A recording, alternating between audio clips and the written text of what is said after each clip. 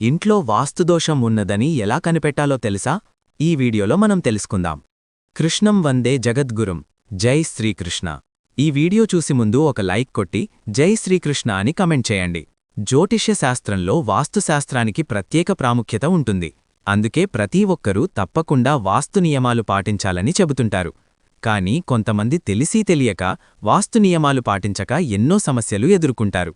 మరి అసలు ఇంటిలో వాస్తుదోషాలు ఉన్నాయని ఎలా గుర్తించాలి? దీని గురించి నిపుణులు ఏమంటున్నారో ఇప్పుడు చూద్దాం. కొంతమంది అద్దె ఇల్లు లేదా సొంత ఇంటిలో ఉన్నా కూడా వాస్తుదోషాలను గుర్తించలేరు. దీంతో అనేక సమస్యలు ఎదుర్కొంటారు. అయితే ఇంటిలోపల వాస్తుదోషాలు ఉన్నాయో లేదో కొన్ని సంకేతాల ద్వారా మనం గుర్తించవచ్చు అని చెబుతున్నారు వాస్తుశాస్త్రం నిపుణులు. అది ఎలాగో ఇప్పుడు చూద్దాం. ఇంటిలో ఉన్నవారు పదే పదే అనారోగ్యానికి గురియవడం, సానుకూల శక్తి తగ్గిపోయి ప్రతికూల శక్తి పెరగడం, అనవసరమైన కలహాలు, గొడవలు వంటివి పదే పదే జరుగుతుంటాయి. ముఖ్యంగా ఇంటిలో ఎవరో ఒకరి ఆరోగ్యం ఎప్పుడూ క్షీణిస్తూ ఉంటుంది. కారణం లేకుండా తండ్రి కొడుకు లేదా భార్యాభర్తల మధ్య గొడవలవుతాయి.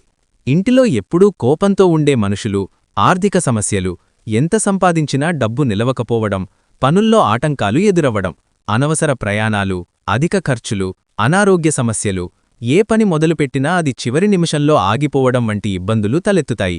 అంతేకాకుండా ఇంటి గోడల్లో పగుళ్లు ఏర్పడడం, ఇంటిలోకి సహజమైన వెలుతురు ఉండకపోవడం, వింతైన వాసనలు రావడం, గోడల పగుళ్ల మధ్య చెట్లు మొలవడం, ఇవన్నీ కూడా వాస్తుదోషానికి సంబంధించినదే అంటున్నారు వాస్తుశాస్త్ర నిపుణులు. అందుకే ఇలాంటి సంఘటనలు పదే పదే ఎదురవుతే తప్పకుండా వాస్తు నిపుణులను సంప్రదించి వాస్తుదోషం చూపెట్టుకోవాలంట. చూశారు కదా ఈ వీడియోని? వీడియో కనుక మీకు నచ్చినట్లయితే లైక్ చేయండి, షేర్ చేయండి, సబ్స్క్రైబ్ చేసుకోండి. Thank you for watching. Survey జనా సుఖినో భవంతు.